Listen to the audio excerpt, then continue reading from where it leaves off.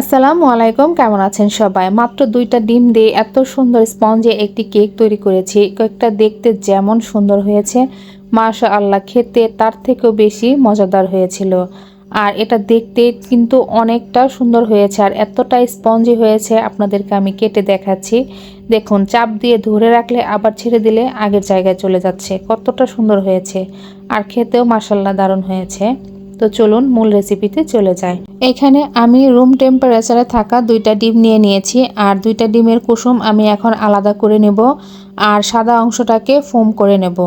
আমি এখানে electric bitter দিয়ে মাত্র 5 মিনিট বিট করে নিয়েছি। দেখুন কতটা সুন্দর ফোম হয়ে গেছে।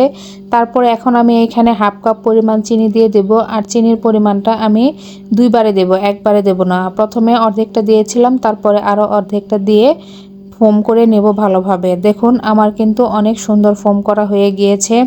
আর এই ফোম করার সময় অবশ্যই বাটিটা চারপাশে ঘুরিয়ে ঘুরিয়ে তারপরে ফোম করতে হবে, যাতে সব সাইডে একই রকম সুন্দর ফোম হয়ে যায়।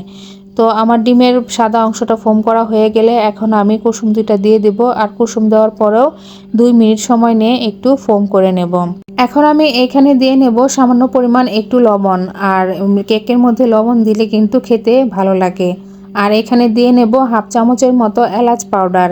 এলাচ পাউডারটা দিলে ডিমের যে একটা আষ্টে গন্ধ থাকে এটা চলে যাবে। আমার কাছে ভ্যানিলা এসেন্স ছিল না, এজন্য আমি এলাচ পাউডার দিয়ে দিয়েছি। আপনাদের কাছে ভ্যানিলা এসেন্স থাকলে ভ্যানিলা এসেন্স দিয়ে দিবেন। এখন আমি এখানে 3 টেবিল চামচ সয়াবিন তেল দিয়ে তারপরে একটু ভালোভাবে মিশিয়ে নেব। সব কিছু আমার ভালোভাবে মেশানো হয়ে গেলে এখন একটি চালনির মধ্যে আমি হাফ কাপ পরিমাণ ময়দা দিয়ে দেব। সাথে দিয়ে নেব 1 চামচ পরিমাণ কর্নফ্লাওয়ার আর 1 চামচ পরিমাণ বেকিং পাউডার। সব কিছু আমি চালনির সাহায্যে একটু ভালোভাবে চেলে নেব আর অবশ্যই চেলে নিতে হবে, না হলে কিন্তু দলা পেকে যেতে পারে আর কেকটা সুন্দরভাবে ফুলবে না। এখন আমি 2 টেবিল চামচ পরিমাণ মিল্ক পাউডার দিয়ে দেব। তারপর একটি খুন্তির সাহায্যে আমি আস্তে আস্তে করে এই ময়দাগুলোকে ভালোভাবে ব্যাটারের সাথে মিশিয়ে নেব। আর এই কাজটা অবশ্যই আলতো হাতে করতে হবে, যাতে ডিমের ফোমটা নষ্ট হয়ে না যায়। তাই আমি আস্তে আস্তে এভাবে ঘুরিয়ে ঘুরিয়ে সব কিছু মিশিয়ে নিতেছি। দেখুন আমার কিন্তু সব কিছু মেশানো হয়ে গিয়েছে। এখন আমি যে পাত্রের মধ্যে কেকটা সেট করব, প্রথমে এখানে একটি পেপার দিয়ে নিলাম, তারপরে এখানে সয়াবিন তেল নিয়ে চারপাশটাকে একটু ভালোভাবে হাতের সাহায্যে লাগিয়ে দেব। আপনারা চাইলে এটা ব্রাশের সাহায্যে করতে পারেন, তো আমি হাতের সাহায্যেই করেছি। চারপাশে আমার তেল লাগানো হয়ে গেলে এখন আমি কেকের ব্যাটারটা এটার মধ্যে দিয়ে দেব। এখন একটা টুথপিকের সাহায্যে চারপাশ থেকে হাত দিয়ে এভাবে ঘুরিয়ে নেব, যাতে ভিতরে যদি কোনো বাতাস থেকে থাকে তাহলে বেরিয়ে যাবে, তাই ভিতরে কেকটা আর ফাঁকা থাকবে না। এখন আমি কেকের উপর দিয়ে কিশমিশ আর বাদাম কুচি দিয়ে দেব, এতে করে কেকের টেস্ট বেড়ে যাবে আর খেতেও ভালো লাগবে, দেখতেও ভালো লাগবে। যে পাতিলে আমি কেকটা বেক করব সেটাকে আমি আগে থেকে 2 মিনিট হাই হিটে ভালোভাবে গরম করে নিয়েছি। এখন ভিতরে একটা স্ট্যান্ড বসিয়ে দিয়েছি আর কেক বানানোর পাত্রটা ভিতরে দিয়ে দিয়েছি। এখন আমি ঢাকনার ছিদ্রটা একটি কাগজ দিয়ে তারপরে বন্ধ করে দেব আর এভাবে কেকটাকে আমি 30 থেকে 35 মিনিট বেক করে নেব।